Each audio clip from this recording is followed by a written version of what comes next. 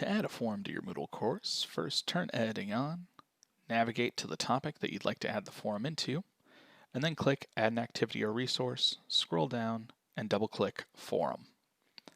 On the next page, give your forum a title and optionally a description.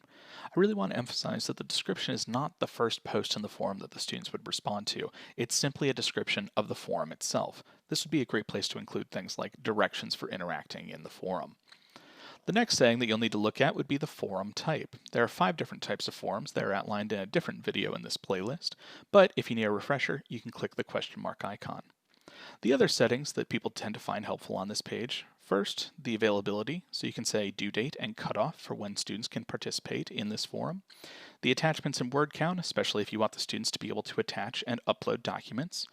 And the whole forum grading section allows you to enable grading for this forum. We recommend using the point type, and you can change your grading method from simple direct grading to grading guide or rubric. Once you've configured all of this, scroll to the bottom, click Save and Display, and prepare to add your first new discussion topic.